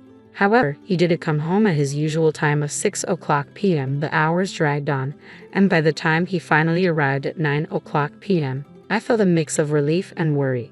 As he entered, I greeted him, trying to keep the mood light. "Welcome back. You're home late. Did you have to work overtime?" I asked, my voice tinged with concern, hoping for a simple explanation.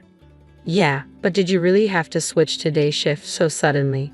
Richard replied as he walked into the kitchen. I nodded, sensing the tension. Yes, a coworker had an emergency and I was late in telling you about the change, I explained. I see. I guess you couldn't help it, he said, frustration creeping into his voice. But it's a bit annoying that you only informed me today. I might have made plans to go out for a drink or something. You're right, I'm sorry, I said, feeling the weight of his disappointment. I replied as I turned on the stove to heat the pot. Oh, you haven't eaten yet. Richard noticed the setup. No, I thought I'd wait for you, I said, hoping he'd appreciate the gesture. Well, thanks, but next time you don't have to wait for me, he said. His words stung a little. I had hoped for a cozy evening together. I sighed quietly as I waited for the pot to boil. Once it started to simmer, I served up Richard's portion, followed by mine. I was famished after waiting all evening, and the hot pot was delicious. I began to savor each bite, but then I noticed that Richard wasn't eating much. What's wrong? You don't seem to be eating, I remarked. Oh yes, he muttered, looking distracted. Then he admitted, I worked late, and a junior colleague bought me a rice bowl at work, so I'm not hungry. But you should have told me that earlier, I replied, feeling a mix of disappointment and frustration. You could have sent a quick message before I started cooking. I think Richard sensed my irritation because he quickly suggested, okay, then put my portion in the fridge. I'll eat it tomorrow morning. He tried to lighten the mood, but the atmosphere was already strained. After a few minutes of silence, Richard got up from the couch and suddenly announced, I'm going for a walk. His abrupt decision to leave the house after our interaction felt unusual, leaving me puzzled about what was going on with him lately. When I expressed my concern about his sudden urge to walk, Richard explained, I haven't been getting enough exercise lately, and with all the late work hours, I just need a change of pace. He began preparing to head out, leaving me feeling hollow as I sat alone at the dining table with the hot pot in front of me. Eventually, I decided to put my portion in the fridge, feeling slightly overstuffed. I realized that Richard and I hadn't spent much quality time together lately, so I suggested joining him for a walk, hoping it might provide an opportunity for us to reconnect. However, Richard declined my offer. It's not good to move around right after eating. Besides, I need to take a long walk alone tonight, he said before leaving the house by himself. His behavior struck me as odd, and driven by a nagging instinct, I discreetly followed him from a distance. Despite the cool evening air, Richard walked with an unusual spring in his step. He eventually stopped near a park quite a distance from our home, where he seemed to be waiting for someone, frequently checking his phone. A few minutes later, a car pulled up, and Richard strolled over, chatting casually with the driver. Curiosity got the better of me, and I moved closer to get a better look through the car window. Inside sat a woman with long curly hair and shiny lipstick, laughing joyfully as Richard climbed into the passenger seat. The sight felt like a punch to the gut. I couldn't shake the thought that he might be having an affair. Just as I was processing the scene, the car drove off with them, leaving me standing there, stunned and struggling to make sense of what I had just witnessed. Not long after, Richard texted me, claiming he had unexpectedly run into an acquaintance and would be home late. His explanation felt far too convenient, and deep down, I knew something wasn't right. The trust I had in him began to waver.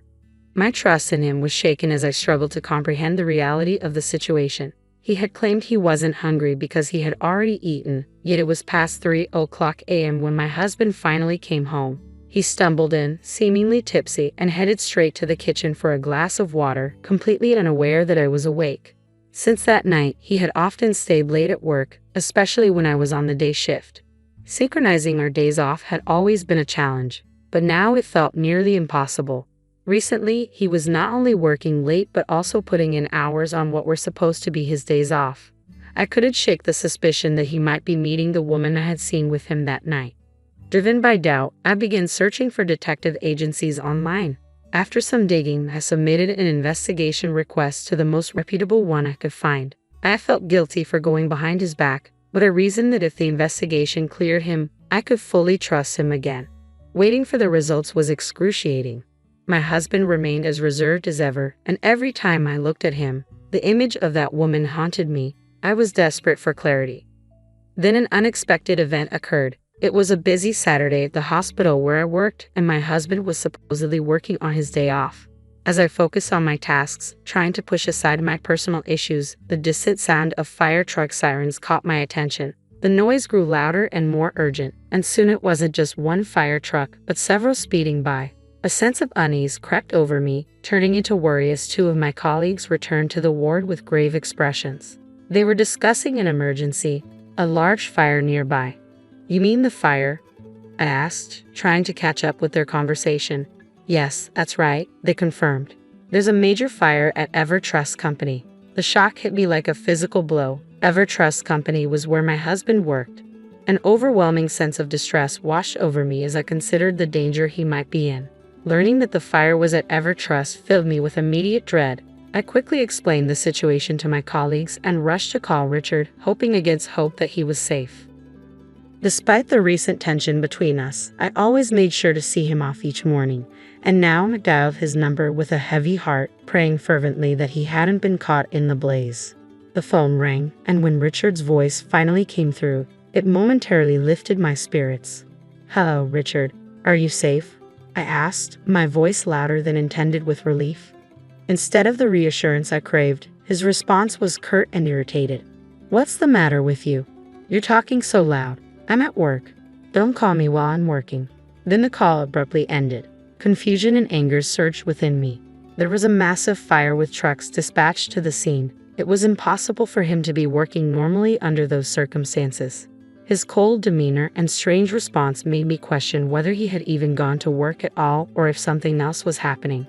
As my worry for his safety morphed into suspicion about his fidelity, I couldn't shake the thought of all those mornings I had seen him off. Was he using that time to meet someone else? By the time I reached home, my mind was made up. I needed to leave and start anew. As I began packing my belongings, I felt a mix of determination and sadness. I checked the mailbox and found that the results from the detective agency had arrived. It felt timely to take these with me as I left a house that no longer felt like home. My parents came over to help me pack, and I arranged for a moving contractor to expedite the process. As I worked amid the boxes, it struck me that Richard was probably unaware I knew the truth about his affairs, likely spending time with his lover at that very moment. I packed up my furniture and the appliances that had been with me since my sable days. The room quickly emptied, becoming the hollow shell of the home it once was. Standing there, looking around at the nearly bare space, I realized how much I had changed and how necessary it was for me to move on from this chapter of my life. I felt completely detached from the life I once led in that house. With resolve, I moved my belongings to my parents' home and began searching for a new place to live on my own. The next day, Richard finally reached out, his voice laced with confusion and annoyance. "Hey, what's going on? Most of your stuff is gone." "I've moved out," I replied calmly. "What the hell were you thinking? When are you coming back? What about my food? What about the house chores?" His questions revealed everything. He was solely focused on how my departure affected him. Hearing his words stunned me, but I wasn't entirely surprised. "Is that all you think about when it comes to me?" I asked, disappointment heavy in my voice. Our conversation brought back memories of the fire at his company, a day he claimed to be tied up at the office, yet he seemed far too carefree given the circumstances. "Why don't you find another woman to handle all that?" I challenged, struggling to keep my composure. "What are you talking about?" he replied, genuinely confused. "You were with a woman named Kelly today, weren't you?" "Huh, what are you talking about? I was working at the office." "Oh, at the office? How long did you work today?" My suspicion intensified as the day grew busier, even though I was supposed to be off. I ended up working late into the evening, which made Richard's bewilderment over my move seem all the more suspicious.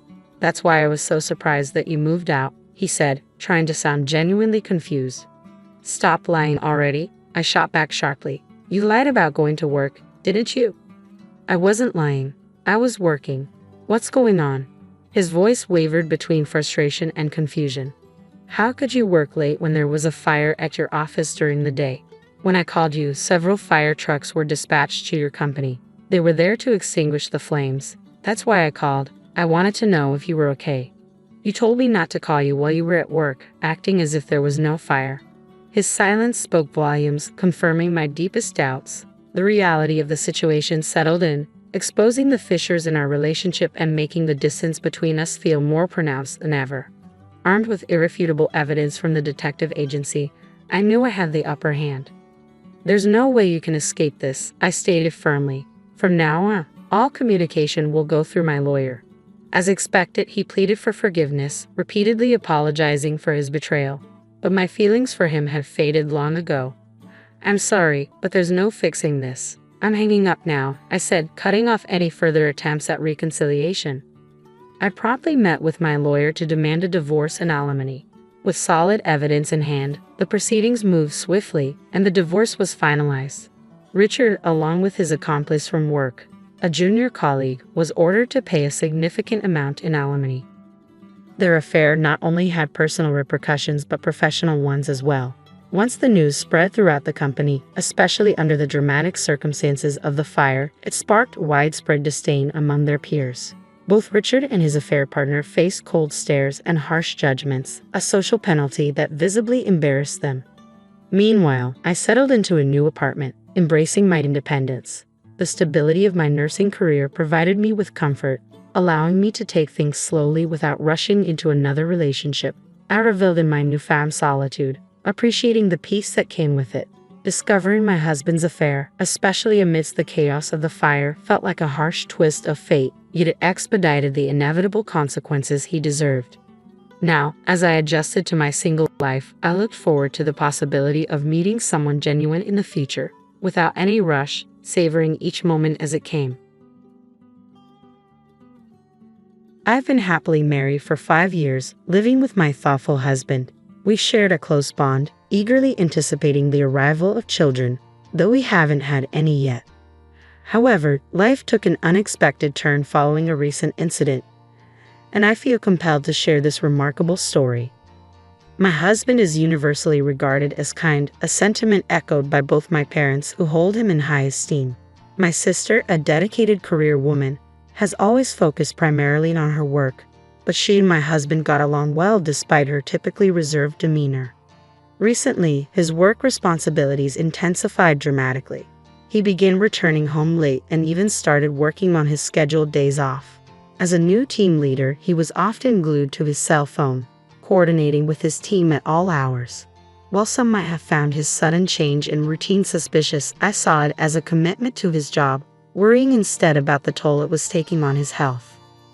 Amid these changes, my sister decided to relocate for a new job opportunity that required her to furnish her new apartment. I planned to drive her to the furniture store on Saturday to help her out, but an unexpected call from my boss required my immediate presence at work, leaving me in a bind. Thankfully, that Saturday was one of my husband's rare days off. Despite his recent busyness, he graciously offered to help when he saw my predicament. It was slightly awkward for him to spend the day alone with my sister, but he agreed and even asked to borrow my car since his was in the shop. Grateful for his kindness, I went to handle the emergency at work. This was the first time my husband and sister had spent time together without me, and as I dealt with my responsibilities, I couldn't help but wonder how they were managing on their own. I hoped they were making the most of their unexpected day together and finding everything my sister needed for her new place. After resolving the issues at work, it was already dark by the time I checked my phone, planning to meet my husband and sister for dinner. However, I was caught off guard by a call from an unknown number. The voice on the other end asked if I was a family member of David. Confused, I confirmed my identity as his wife.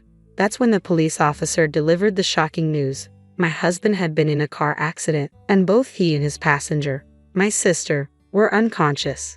In a blur, I rushed to the hospital. Upon arriving at the emergency department, I gave my name and was quickly escorted to the intensive care unit.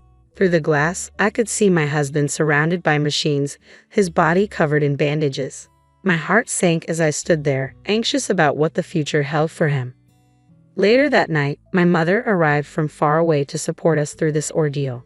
As we waited anxiously, a police officer provided more details about the accident. He explained that David had been driving on a well-lit road when another car, which had run a red light, struck his vehicle. The driver of that car was also seriously injured and receiving treatment at the same hospital. However, this driver claimed that David's car had been behaving erratically before the crash, leading the police to investigate whether he might have fallen asleep at the wheel. After several tense days, both my husband and sister regained consciousness, and the doctors began conducting several tests. When my mother and I were called in for the results, the doctors delivered some difficult news. While they assured us that David and my sister would survive, they warned us that both might face lasting disabilities. Despite this grim prognosis, my mother and I felt relieved that they were alive. We clung to the hope that with rehabilitation, they could recover to some degree.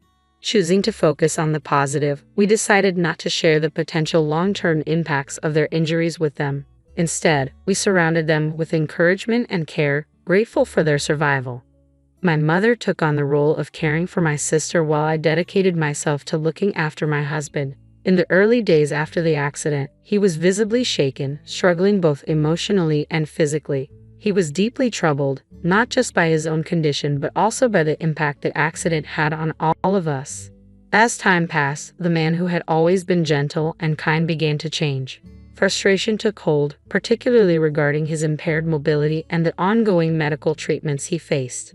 The reality of having to leave his job weighed heavily on his mind, and despite my efforts to support him, his irritability grew. I continued to visit him regularly at the hospital, determined to be there for him.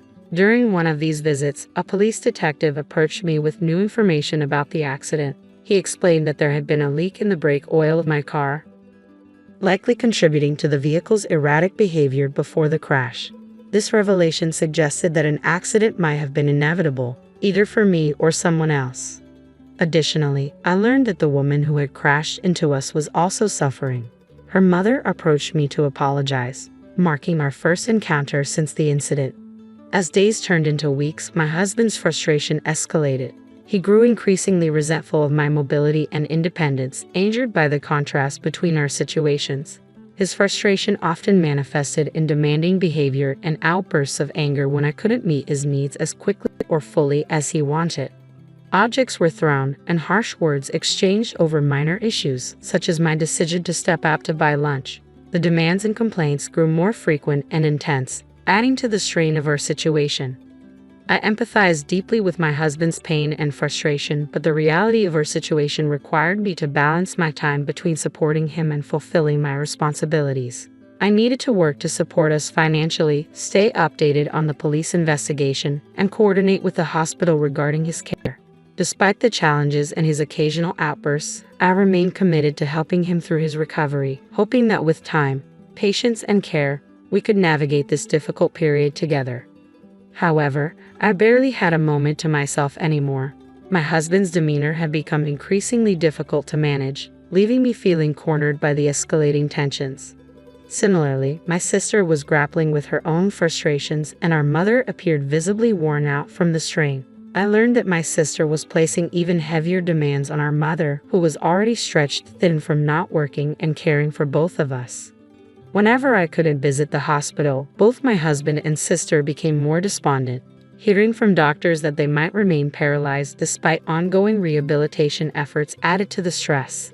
The issue of my car's brake oil leak soon came to a head. My sister confronted me, her tone accusatory. "I heard your car was leaking oil. You were supposed to maintain it. Because of your negligence, I can't work or return to normal. Mom's stressed and your husband is suffering.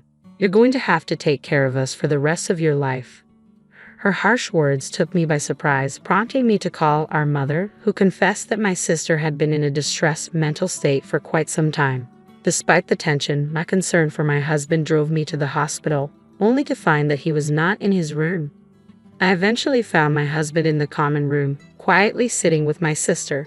The visiting hours were about to end, leaving them alone in the otherwise empty space. It was there that my husband coldly remarked, "If you had just taken the car in for inspection, maybe none of this would have happened." His glare was piercing as he added, "Yeah, and now you're the reason your sister and I are in this mess. The insurance will cover some of it, but you'll be taking care of us for the rest of your lives. Remember that." His words struck me like a punch, igniting a surge of emotions within me. Surprised and hurt, I responded, "Since when have you become so close to my sister?" "What do you mean by that?" He shot back, "You don't come around often, and your mom even texted your sister to visit since we're both stuck here and can't walk. What's wrong with talking to your husband?" The situation felt overwhelming. and it was clear that the stress and fear of our new reality were profoundly affecting everyone's emotions and actions. Feeling increasingly isolated, I sensed my husband and sister were aligning against me. With a hint of sarcasm, I tried to lighten the mood. "Right, you two haven't spent much time together before the accident, have you?" Ignoring my tone, my husband replied, "What are you talking about? We're discussing you taking care of us. And you know that." My sister avoided my gaze but nodded in agreement, as if to confirm their expectation of my lifelong support. I hadn't anticipated a straightforward answer from either of them, but I pressed on, hoping to make them see my perspective. Switching topics, I casually mentioned, "I wonder how the person who hit your car is doing now." "How should I know?" My sister retorted defensively. "She hit us when the light was red. It's just unbelievable." "That's right. You can't imagine how terrifying it was," my husband chimed in. "We need to make sure we get compensation from her. I was so close to getting a promotion too." As their complaints continued, I realized it was time to clarify some facts. "There's something you both need to know. First off, I had my car inspected just before the accident," I said. "Oh, did you? Then the dealer should be sued. There's no way they didn't know the brake fluid was leaking." My sister quickly interjected. "That's right," I agreed. "After the accident, the police contacted me to examine the car and determine the cause. They wanted to check my drive recorder, but that old recorder doesn't capture sound and doesn't start recording right after an accident, so it's not very useful." My husband dismissed my explanation. "That's where you're wrong," I corrected him gently. "You didn't know that I replaced the old drive recorder with a new one, did you?" My sister looked up in surprise. "What?" "I also installed an additional camera inside the car," I continued. Her face grew increasingly pale as I spoke. "The new drive recorders can start recording with even the slightest shake of the car. The police have already contacted me about the data they've obtained." My husband's expression shifted to confusion, while my sister appeared so pale that she looked ready to collapse. Facing them directly, I confronted her. "You were up to something, weren't you? What exactly did you do to the car? Why are you addressing my sister like that?" My husband panicked, his voice shaky as he grappled with the implications of my words. "You talked to her as if she were your girlfriend." I reminded him. "I told you that a slight vibration would activate the recording, and it captured many intimate moments between you two." My words left him speechless, and the color drained from his face as I revealed how the police had inquired about the woman in the car with him. It was painfully clear now. His affair with my sister had been exposed. "You've been deceiving me all this time." I confronted them, the revelation hitting hard. My husband, cornered and desperate, began to deflect blame onto my sister. "Linda isn't the only one at fault here," he stammered. Just then, the mother of the woman who crashed into my car entered the room. I had invited her, hoping for some resolution or understanding. "Don't you have anything to say to her?" I challenged my sister, who recoiled at the sight of the distraught woman. "Wow, who's this?" my sister exclaimed, taken aback. "She's the mother of the woman who crashed into you," I explained, my voice steady despite the emotional turmoil swirling inside me. My husband fell silent, finally realizing who she was as I continued. "And she's also the mother of Marilyn, the woman who was your victim." At the mention of the name Marilyn, both my husband and sister went pale, panic washing over their faces. "What is this? Do you know the woman who was driving the car?" my sister demanded, her voice trembling with shock and confusion. My husband, at a loss for words, looked utterly defeated.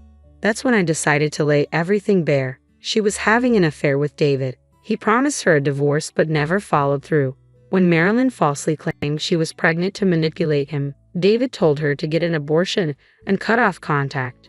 Devastated and seeking revenge, Marilyn targeted me, aiming to hurt me through you. I connected the dots of this malicious cycle spurred by deceit and betrayal. "So you were just in the wrong place at the wrong time," I concluded, the weight of the situation settling over us. "I can't believe something like this has upended our lives," my sister murmured, the magnitude of the betrayal dawning on her. I looked at them, my voice quiet but firm. "No matter how much you cry or scream now, it changes nothing. This tragedy wasn't the result of an innocent bystander's actions. It was woven through a web of lies and vengeance that you both were part of." The room fell silent, the harsh truth echoing among us as we faced the painful consequences of their actions. Pouring all my emotions into my words, I made sure they understood the gravity of what had happened. You are carrying on an affair behind my back, and Linda, you tampered with the brake fluid of my car, intending to hurt me. Yet ironically, you ended up in the accident yourself. I am the true victim in this mess, I explained, bitterness clear in my voice as I revealed the depth of my disillusionment. I had contemplated not pursuing a divorce if you'd shown even a hint of remorse during your hospital stay and honestly explained everything. However, you never once expressed any regret. Instead, you treated me with contempt. Pausing to let that sink in, I reminded them, do you remember how we jokingly filled out those divorce papers right after we got married? I never thought I'd actually use them, but today I filed them. So, you're no longer married. This is goodbye. With that, I left the dark, quiet hospital, feeling a profound sense of liberation, expressing all the pent-up resentment had freed me in a way I anticipated. Yet the aftermath of this revelation was not without its consequences. My mother was deeply shocked by the entire ordeal. The betrayal by my sister pained her, and the realization that she would have to care for her physically disabled daughter alone was overwhelming. While I had severed my ties with David and Linda, I couldn't bear to leave my mother to handle everything on her own. To help alleviate some of the burden, I approached the woman responsible for the accident, facilitating the necessary apologies and discussions about compensation, ensuring my sister, who was inadvertently involved, would be taken care of financially. This was the least I could do to prevent my mother from being overly burdened. 3 years have passed since that tumultuous time. My ex-husband and I are now divorced, and I've moved on. But the scars from those revelations and the weight of my decisions linger, a constant reminder of the complexities of relationships and the unexpected turns life can take. Now, I'm living on my own. During my marriage, David and I were perceived as a close couple, so our divorce shocked my coworkers. Afterward, I noticed an increase in attention from male colleagues, which I attributed to the notion that divorced women might appear more approachable or intriguing to some men. Despite this newfound attention, the lingering image of my ex-husband made dating unappealing to me.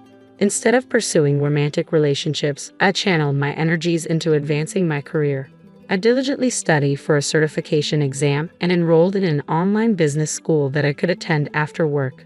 I had never envisioned myself pursuing such a path. I never envied my sister, the career woman, and never thought I'd aspire to be one. Yet there I was, naturally gravitating toward this new goal. Life certainly has its twists. Since then, my ex-husband has moved back in with his parents, but it seems he has become a burden to them. His relatives blame him for his poor behavior and the way he treated me, and I've heard he's not doing well mentally. He's been acting out violently, causing trouble for those around him. My sister also returned to her parents' home, but her mental state has deteriorated further, and she continues to exhibit selfish behaviors. My mother, worn out from the ordeal, used my sister's savings and the accident compensation to place her in a care home. She consulted me before making this decision, and seeing no reason to object, I told her to do whatever she felt was necessary.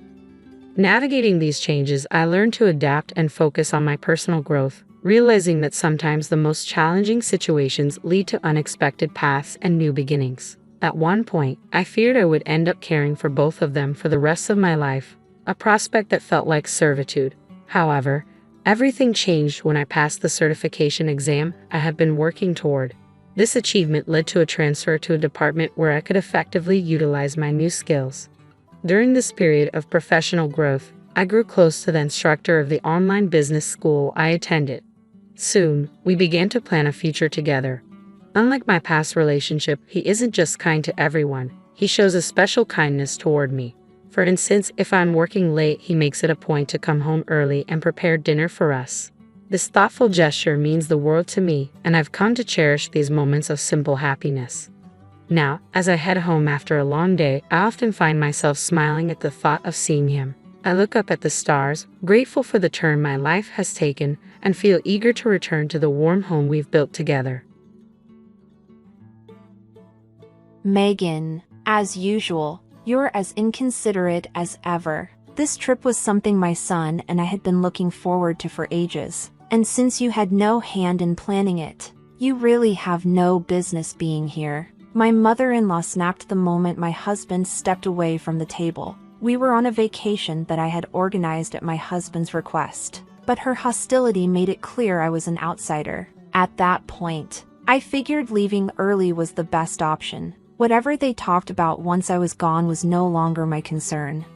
I'm Megan, a working woman with the flexibility to do most of my job from home. This means I spend a lot of time in the house. And my husband, Frank, always seems to be focused on impressing others while acting like he's above it all. He loves throwing money around for show but somehow never contributes to our household bills. He hid this side of himself when we were dating, but it became painfully obvious once we started living together. His biggest supporter is, of course, his mother, who never misses a chance to praise him. I expected her to dote on him like many mothers do, but she turned out to be harsh and dismissive of everyone else's opinions, especially mine. From the start, she made it clear that I wasn't good enough for her son, and her snide comments never stopped. She seemed especially bothered by my financial independence and my ability to support myself. "You're still young. You should go work outside," she would often suggest, as if I weren't already working. No matter how many times I explained that I worked from home full-time, she refused to acknowledge it, dismissing my job as some part-time hobby. I'm sure she believes I just play games all day or neglect the housework. Frank knows full well what my work schedule looks like, but that hasn't stopped his mother from seeing me as a lazy, irresponsible wife. What's worse is that he never stands up for me. When she criticizes me in front of him, he just sits there in silence. I've asked him countless times to set the record straight, but he always says it's our issue to work out. He refuses to get involved, leaving me to handle the constant attacks alone. Once, when I pressed him for support, he angrily tossed divorce papers at me. The hurt and frustration were overwhelming, and for the first time, I seriously considered leaving him. But as difficult as marriage had been, the thought of divorce felt even more terrifying. I've come to realize that my husband constantly prioritizes his mother over our relationship, which is beyond frustrating. Still, I know I need to find a way to handle her expectations and comments without making things worse. I didn't agree to a divorce, not because my feelings for him remained intact, but because it seemed more practical to stay. He seems convinced I'm still head over heels in love with him, which only boosts his arrogant attitude. It's the kind of arrogance that's charming in a child but utterly repellent in an adult. Over time, I've learned to tune out his conceit and brush off his behavior. Another reason I hesitated to push for divorce was our living situation. Thanks to my husband's job, we live far from his parents, so we only see them once or twice a year. I thought I could manage with such limited interaction. Also, since I work with international clients, American holidays don't play a huge role in my schedule, giving me some flexibility. As for my husband, even though he has the opportunity, he rarely takes extended time off, so it's not like we spend a lot of time together anyway. Between that and the infrequent visits to his parents, I believed I could navigate this rocky situation. Then, after his first day back at work, he came home bursting with excitement, proposing a spontaneous overseas trip. He explained that some of his colleagues had gone on a 7-day international holiday, and he felt left out. He was proud of his spur-of-the-moment idea, oblivious to how impractical it all seemed, which left me stunned by his naivety. I hadn't traveled anywhere that year, but I suggested we stick to a domestic trip since he didn't even have a passport yet. I've always been good with languages, having studied abroad and traveled widely before we got married. Aside from English, I'm fluent in Spanish and have a decent command of Chinese. When my mom got hooked on Korean dramas, I even picked up a bit of Korean, though I'm still shaky on it. But regardless of my language skills, getting passports and planning an international trip isn't as simple as my husband imagined. I suggested we plan for something abroad during a more convenient season, like the summer or winter holidays. But he was insistent. Despite having zero travel experience, he picked the destination, took time off without confirming it with his workplace, and expected me to handle all the details. When I voiced concerns about the logistics of such a trip, he brushed them aside with, "English is universal. He was convinced we wouldn't face any problems, as if everything would magically fall into place. Just when I thought we might manage, my husband dropped another bombshell. His plan included bringing his mother along, and he simply assumed I would handle everything. Managing two inexperienced travelers was already daunting enough, but his casual remark about showing some respect for your elders and earning brownie points as a devoted wife felt patronizing and overwhelming. It wasn't framed as a favor I might do for them, it was more like a duty he expected me to fulfill. Still, despite my growing frustration, I found myself quietly making the necessary arrangements just as he had directed.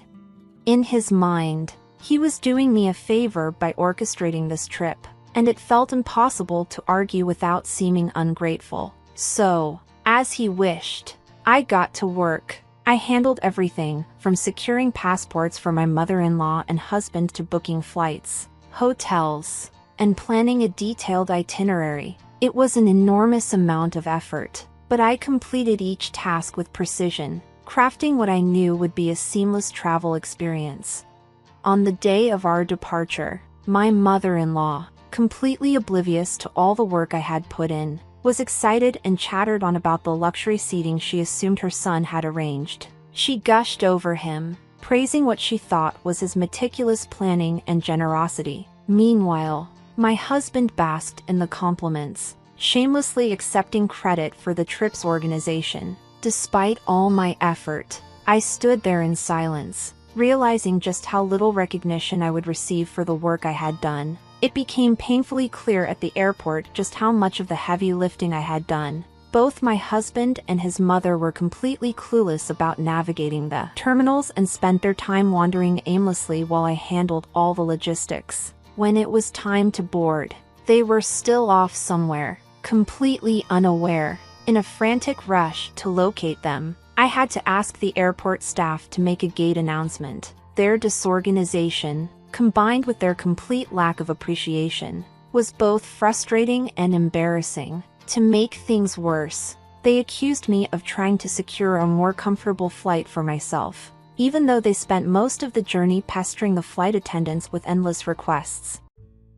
Once we arrived at our destination, I was hoping for some peace at the hotel after the chaos of immigration, but that hope quickly vanished. Suddenly, my husband claimed to be sick and rushed off to the bathroom, leaving me to manage all our luggage. It was confusing, especially since we had eaten the same meal, but maybe it was a little karma for his behavior on the flight. He'd spent most of it flirting with one of the attendants. As I struggled with our bags, my mother-in-law wasted no time in berating me. She accused me of being a selfish daughter-in-law, claiming that the trip was meant to be a special getaway just for her and her son, and implied that I had merely tagged along for a free ride. She even went so far as to criticize my job, suggesting I didn't really contribute anything financially. Her comments stung, especially considering the enormous effort I had put into making this trip happen in the first place. It was almost laughable when she said I didn't deserve to enjoy myself because I hadn't contributed to the planning. Then she added, "I'm not sure if I'll even enjoy this trip with you here."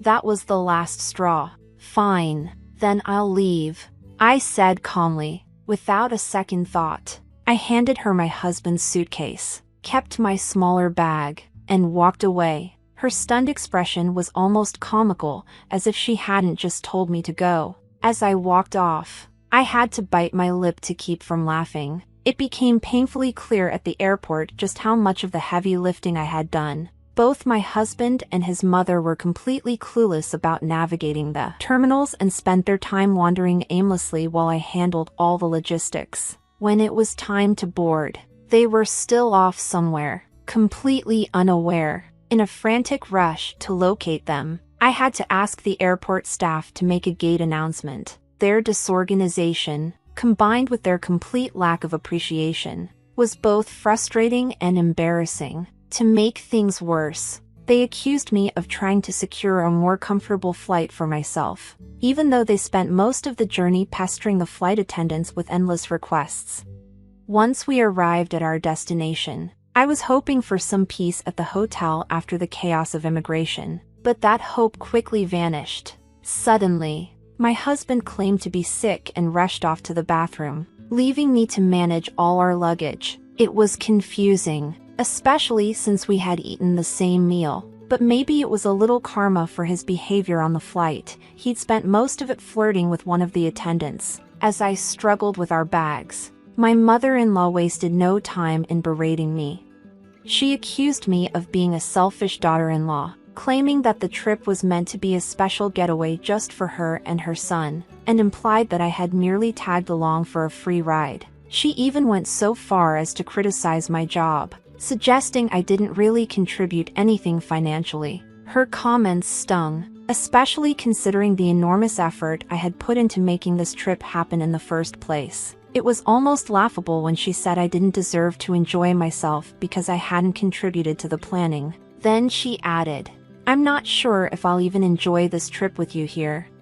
That was the last straw. "Fine, then I'll leave," I said calmly, without a second thought. I handed her my husband's suitcase, kept my smaller bag, and walked away. Her stunned expression was almost comical, as if she hadn't just told me to go. As I walked off, I had to bite my lip to keep from laughing.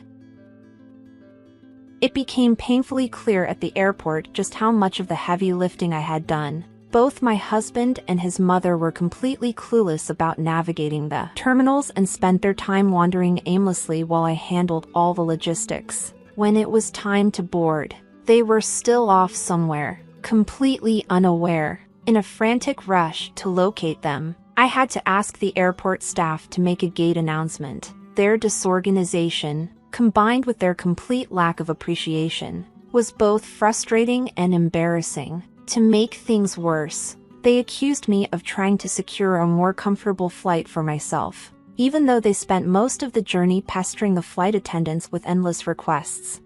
Once we arrived at our destination, I was hoping for some peace at the hotel after the chaos of immigration, but that hope quickly vanished. Suddenly, my husband claimed to be sick and rushed off to the bathroom, leaving me to manage all our luggage. It was confusing, especially since we had eaten the same meal. But maybe it was a little karma for his behavior on the flight. He'd spent most of it flirting with one of the attendants. As I struggled with our bags, my mother-in-law wasted no time in berating me. She accused me of being a selfish daughter-in-law, claiming that the trip was meant to be a special getaway just for her and her son, and implied that I had merely tagged along for a free ride. She even went so far as to criticize my job, suggesting I didn't really contribute anything financially. Her comments stung, especially considering the enormous effort I had put into making this trip happen in the first place. It was almost laughable when she said I didn't deserve to enjoy myself because I hadn't contributed to the planning. Then she added, "I'm not sure if I'll even enjoy this trip with you here." That was the last straw. "Fine, then I'll leave," I said calmly, without a second thought. I handed her my husband's suitcase, kept my smaller bag, and walked away. Her stunned expression was almost comical, as if she hadn't just told me to go. As I walked off, I had to bite my lip to keep from laughing. "If you cause any more trouble or contact me again, I'll have no choice but to inform your company about your escapades. Being rejected by the dancer you admire would certainly be a blow to your ego," I warned. Frank, who had been aggressive up until then, responded with a subdued okay before hanging up. A few days later, I received a call from my ex-father-in-law. He revealed that he had divorced my ex-mother-in-law, which struck me as odd since we were no longer family. However, he felt compelled to share his findings about her true character. He had grown suspicious of her spending habits and discovered that she had drained his retirement savings on beauty treatments and cosmetic procedures. I was unfamiliar with these details and couldn't offer much insight, as I hadn't observed any noticeable changes in her. Perhaps the infrequency of our meetings had made any transformations less apparent to me. I even questioned my ex-father-in-law if he was sure the money was being used for beauty treatments. "She spent a lot, but I don't see any visible changes. Maybe they're minor, only noticeable to her," I speculated. It seemed like a frivolous waste of money. leaving nothing behind. Naturally, my ex-mother-in-law turned to her son Frank for support. Since our divorce, Frank's financial situation has deteriorated. He's now drowning in debt and lost his apartment due to unpaid rent, forcing him and his mother to live in a rundown apartment. Despite their dire circumstances, his mother refuses to work and continues spending on beauty treatments, while Frank struggles to juggle his debts and cover their living expenses. From what I've heard, maintaining appearances remains their priority, even as their quality of life declines. Ironically, the beauty treatments have become less effective, and she now appears much older. As for me, I cherish the peace and freedom that comes with focusing on my work without interference. It's a refreshing reminder of the importance of living within one's means.